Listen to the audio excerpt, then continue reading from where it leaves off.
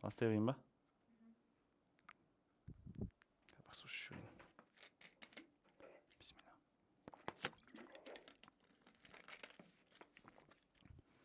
Басадым онда. Баршаға сәлем, болашақтың іргесін бірге қалаушы жастар. Сендермен бірге әдеттегідей 140 онлайн курсының геометрия пәнінің мұғалімі, сендердің сүйікті Құлахмет Нұрдәулет ағайларың. Бүгін сендермен кезекті қарастыратын тақырыбымыз тең бүйірлі және тең қабырғалы үшбұрыштар деп аталады. Ендеше кеттік, бисмиллах деп бастайық, дәптерімізге жазып қояйық, ал кеттік ал. Сабағымыздың жоспары әдеттегідей теориялық бөлім, одан кейін есеп шығаратын практикалық бөлім болмақ. Ал кеттік. Тең бүйірлі үшбұрыш. Тең бүйірлі үшбұрыш, оны біз уже білеміз. Екі қабырғасы тең болатын үшбұрышты біз тең бүйірлі үшбұрыш дейміз. Бұл жерде екі қабырғасы ол бізде бүйір қабырғалар деп аталады, және бұлардың ұзындықтары тең. Мынау А болса, мынау да А. Және табаны Б болады. Уже табаны басқа сан мәні болуы мүмкін. Бұл бізде табаны. Және бұл жерде біз білуіміз керек, тең бүйірлі үшбұрыштың табанындағы бұрыштары тең болады. Мынау альфа болса, мынау да альфа болады. Және осыны жақсылап сызып жазып алайық, мен алардың барлығын өшіріп қояйын. Енді не дейді? Тең қабырғалар үшбұрыштың бүйір қабырғалар дейді. Ал үшінші қабырғасы табаны деп аталады. Жаңа айтқаным ғой, мына екі тең қабырға бүйір қабырға, мынау табаны. Если үшбұрышым былай орналасқан болса, мына қабырғалар тең болса, онда осы екеуі бүйір қабырға болады да, табан қабырғасы мынау бола салады. Міне, мынау бізде табан қабырғасы бола салады. Вот осындай. Және бұл жердегі мына бір бұрыштар, мынау альфа, мынау да альфа бола салады екен. Жақсы, бұл бет аяқталды, келесі бетке көшейік.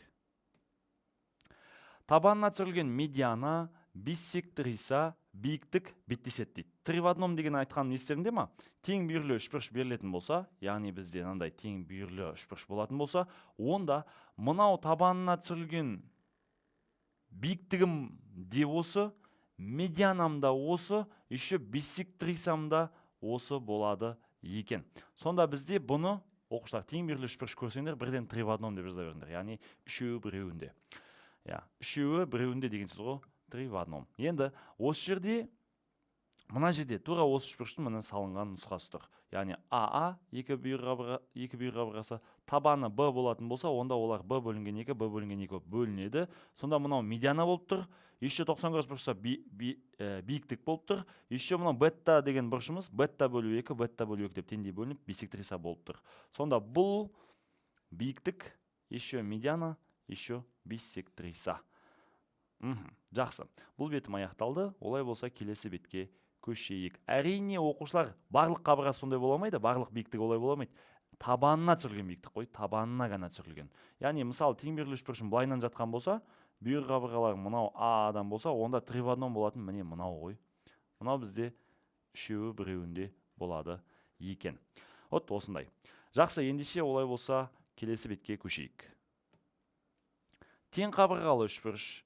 Бізде тең қабырғалы үшбұрыш барлық қабырғалары өзара тең болатын үшбұрыш болады екен.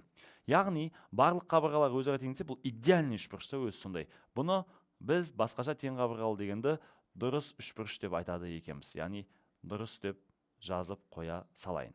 Сонда бізде қабырғалар Адан тең болады, және 180 градус қой үшбұрыштың ішкі бұрыштары, қосындысы. Олай болса, әрбір бұрышы 60-60-60-тан бөлінеді. 180-ді 3-ке идеальны бөліп тастаймыз. Сонда тең қабырғалы үшбұрыш дұрыс үшбұрыш деп те аталады деп жазып қойдым. Жақсы, түсінікті деп ойлаймын. Значит, дұрыс үшбұрыш деген әңгіме айтылса, онда 60-60-60 градустан деп жазып қойсаңдар болады. Ендеше келесі бетке көшейік. Бұл бетте біз енді формулалармен таныс боламыз. Бір төбеден түсірілген медиана, биссектриса, биіктік беттеседі. Енді бұл жердегі ерекшелік, мынау тең қабырғалы үшбұрыш қой, идеальный ғой. Бұл жерде енді былай түсірілген биіктігім медианада, биссектрисада болып кете алады. Мынау да три в одном болады. Келесі, мынау да три в одном болып кете алады. Және мынау да, бір нүктеден өтсін барлығы, три в одном болып кете алады. Сонда бұның идеальный болғаны соншалық үшеуі біреуінде болады екен. Яғни үшеуі де биіктік, биссектриса, медиана болады ғой. Мынау да биіктік, мынау да биіктік, мынау да биіктік. Еще мына жақ теңдей бөлінеді, мына жақ теңдей бөлінеді, мына жақ теңдей бөлінеді. Медиана да болады, еще бұрыштары да теңдей 30-30-дан бөлінеді. Сол үшін де бұлар идеальный. Сол үшін мына жақта көрсетіп қойдым. Мына медиана болып бөлініп тұр. Мына үшеуі де 90 градус жасап биіктік болып тұр. Және бұл қабырғаларын бір палочкадан сызып қойдым.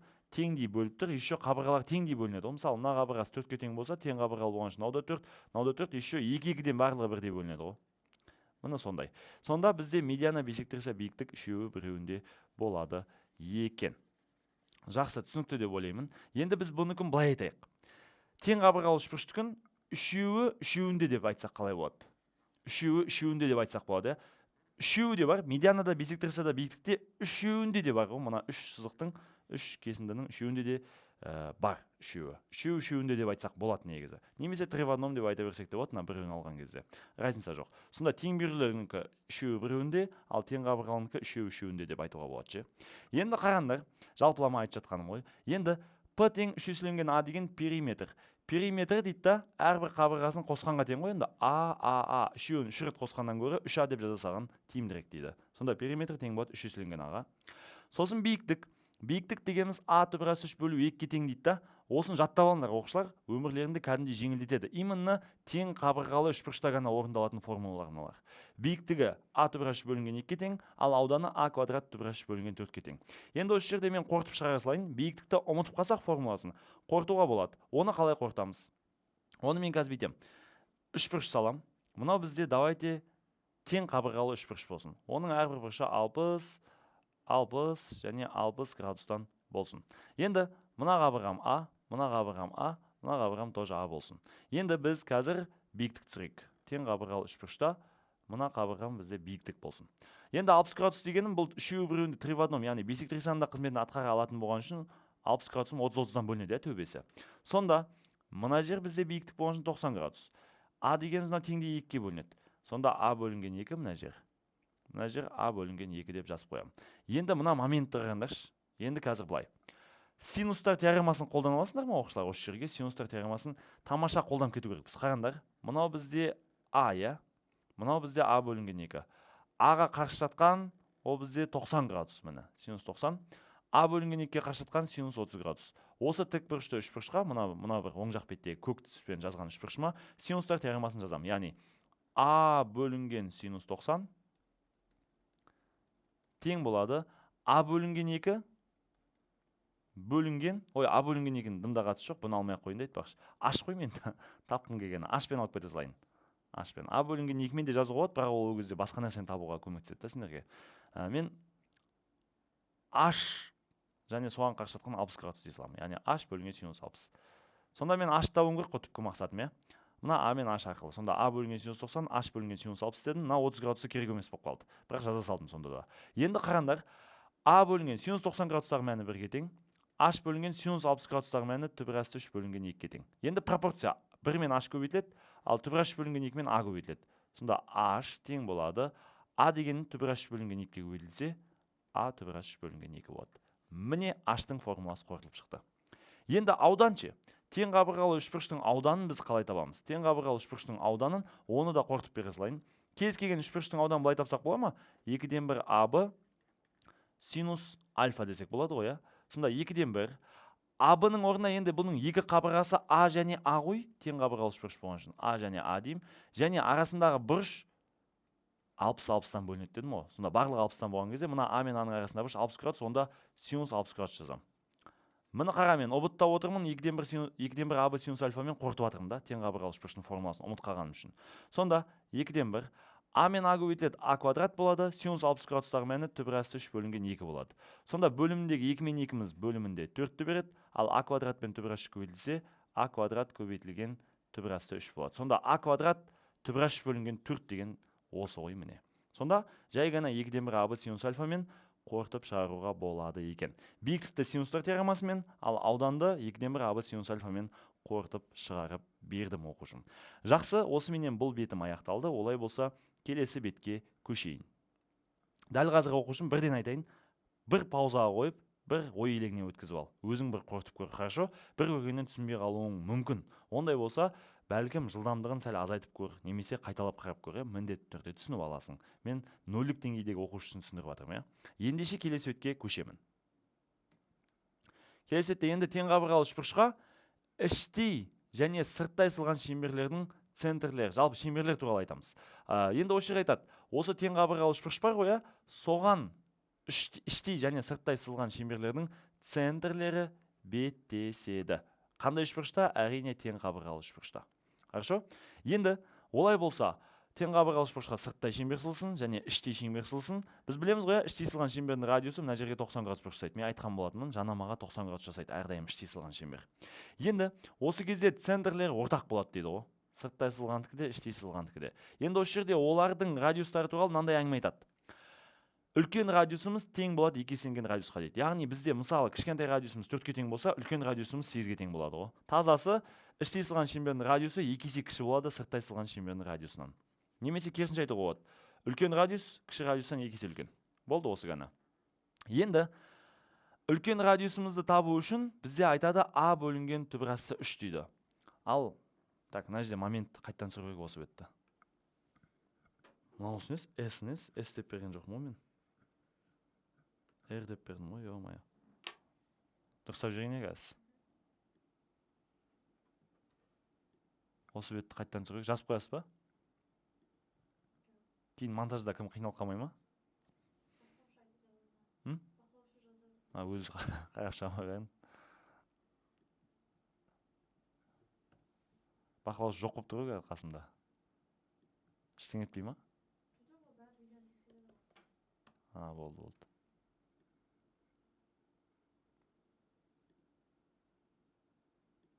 Дұрыстап жүрейін онда.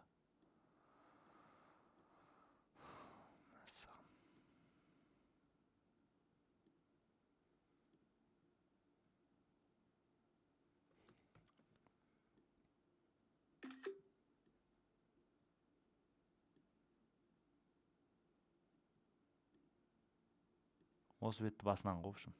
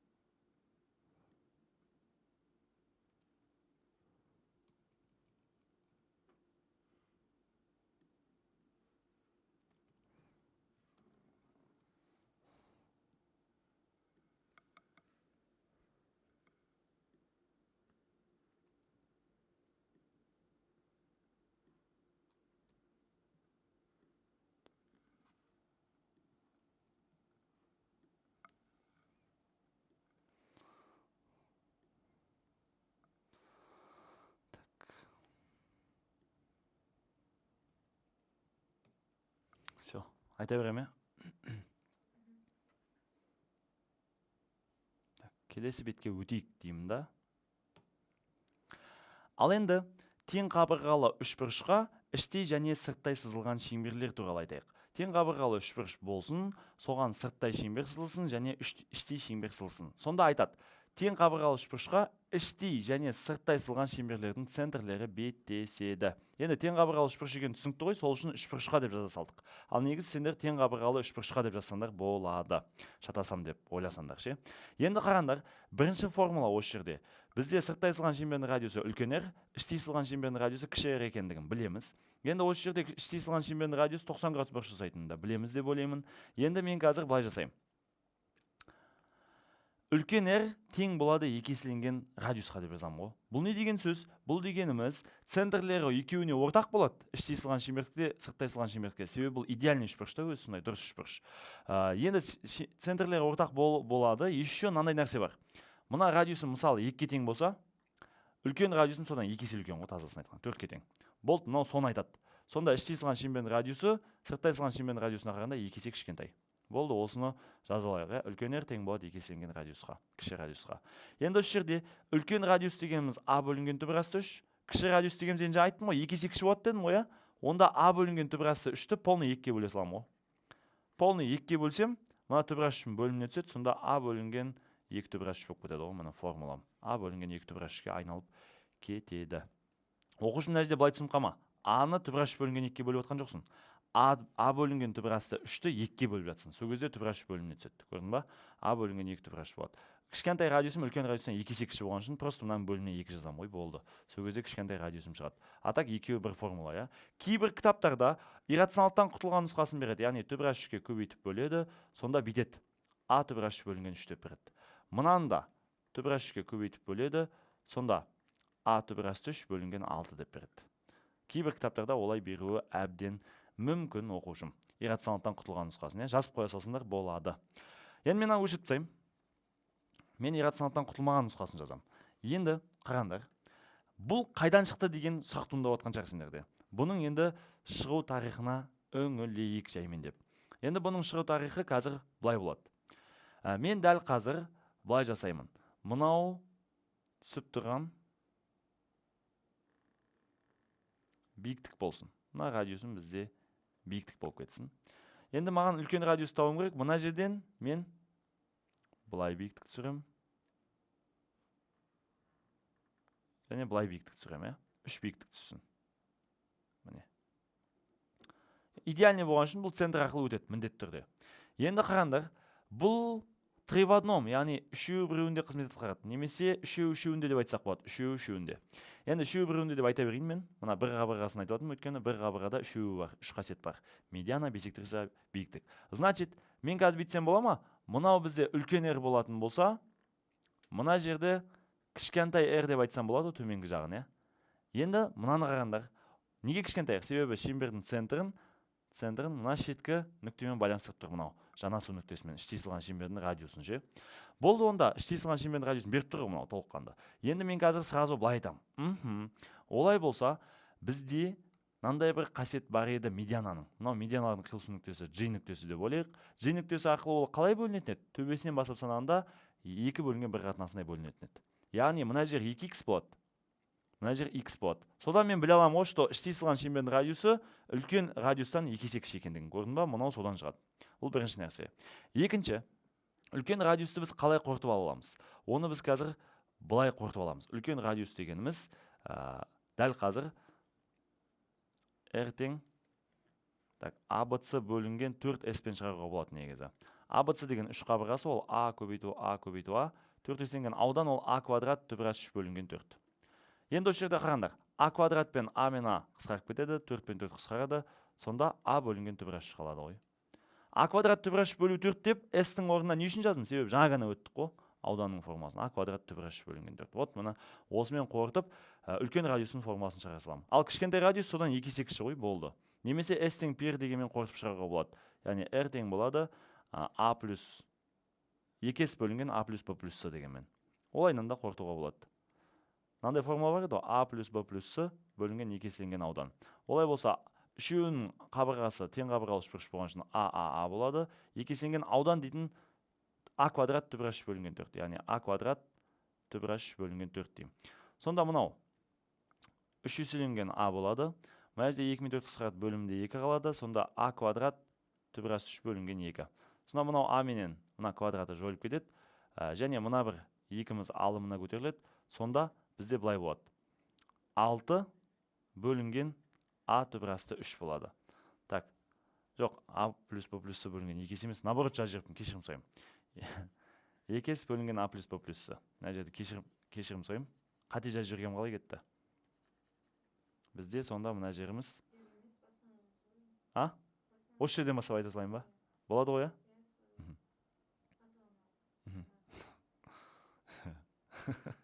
Олды.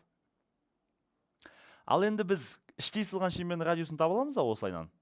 Кіші R тең болады. Мен қазір былай жазам. Іштей сылған шеңбердің радиусы бізде тең болады 2S бөлінген A плюс B плюс S дейтін формула бар еді бізде. Ол қайдан шығатын еді? S тең PR деген формуладан шығатын еді. Олай болса, 2 еселенген S, 2 еселенген аудан деген енді тең қабырғалы үшбұрыштың ауданы жаңа ғана өттік A квадрат түбіраш 3 бөлінген 4. Соны жазам. A квадрат түбіраш 3 бөлінген 4. Бөлімде A плюс B плюс S деген 3 қабырғасы тең қабырғалы үшбұрыш болған үшін A. Сонда бөлімі 3 еселенген A болып тұр. Мына жерде 2 мен 4 қысқарады, 2 қалады. сонда а квадрат түбір асты 3 бөлінген 2. Мына екіміз бөліміне түседі бұндай жағдайда. Сонда а квадрат түбір асты 3, мына 2 бөліміне түссе 3-ке көбейтіліп 6а болады. Сосын а менен мына а квадрат жойылады. Сонда а түбір асты 3 бөлінген 6. Егер осының алымында иррационалдықтан құтылып жүрсек, соңында мынау шығады а бөлінген 2 түбір асты 3. Немесе мен бүйтсем бола ма? Сырттай сызылған шеңбердің радиусын тапқаннан кейін, іштей сызылған шеңбер осыдан 2 есе кіші дейсам. Просто бөліміне 2 жазсам болады, а бөлінген 2 түбір асты 3 деп. Олайынан жазсам да болады екен. Мен осындай жолмен қорытып шығарып бердім, АБЦ бөлінген 4спен. Даже онсыз да қорытып шығаруға болады. Қалай деген сұрақ туындауы мүмкін, оны сендер бите саласыңдар. Мына жердегі артық нәрселердің бәрін өшіріп тастайын. Артық нәрселердің бәрін өшірейін. И мен тұрамда қазір былай жазамын. Мына жер менің 60 градус, дұрыс па? Мынау бізде 60 градусты құрайды. Мына жер 90 градус, енді тең қабырғалы үшбұрыш болған үшін ғой 60 градус. А мына жер онда 30 градус болады. Не үшін? Себебі 30-30-дан бөлінеді. Себебі бұл бисектрисада болып кете алады. Значит, мен тұрамда қазір айтам, мына 30-60-90 дейтін тікбұрыш үшбұрыш болып тұр. Бұны негізі біз ерекше тікбұрышты үшбұрыштар дейміз, оны алдағы уақытта өтеміз. Сосын мен қазір бүйтем. 2х дегенді өшіріп тұрамын. Мен тұрамында мынау сырттай сызылған шеңбердің радиусы ғой, мынау тұрған радиусы ғой. Значит, мен қазір былай істеймін. Мынау радиус, ол бізде толыққанды биіктіктің 3-тен 2 бөлігін алады. Неге? Себебі мынау 2х, мынау х дедім ғой, общий 3х сонда. Соның 2х бөлігі керек қой маған. 3-тен 2 бөлігі деген сөз ғой, мағынасы. Яғни өзі 3 бөлікке бөлінеді, 2 бөлігі жоғарғы жағында, 1 бөлігі төменгі жағында, медиана қасиеті бойынша. Сонда үлкен биіктіктің 3-тен 2 бөлігі бізге қажет болады. Ал енді біз осы жерден биіктігін тапсақ ше. Біз енді биіктік дегеніміз а түбір асты 3 бөлінген 2 емес па? Міне жаңа ғана өттік, а түбір асты 3 бөлінген. А бұны қақтан қорытады? Синустар теоремасымен қорытып шығаруға болады. H бөлінген синус 60 градус, мына жақта а бөлінген синус 90 деп ше. Сөйтіп H-ты тауып аламыз. Одан кейін сол H-тың маған 3-тен 2 бөлігін тапсам үлкен радиусым шығады ғой. Яғни үлкен радиус H-тың 3-тен 2 бөлігі ғой болды. Себебі общий 3 бөлікке бөлінді деп ойласам, жоғарғы 2 бөлігі жоғарғы жақта ғой. Вот мұны мағынасы сол. Сонда H-тың 3-тен 2 бөлігі, значит H-тың орнына а түбір асты 3 бөліп 2-ні қоям, соның 3-тен 2 бөлігін табамын. Сонда 2 мен 2 қысқарады. Сонда бізде шығады а түбір асты 3 бөлінген 3. Ол бізде мынаның иррационалдықтан құтылған нұсқасы ғой. А түбір асты 3 бөлінген 3. Егер алында иррационалдықтан құтылсақ, қайтадан мына түрге өтеміз.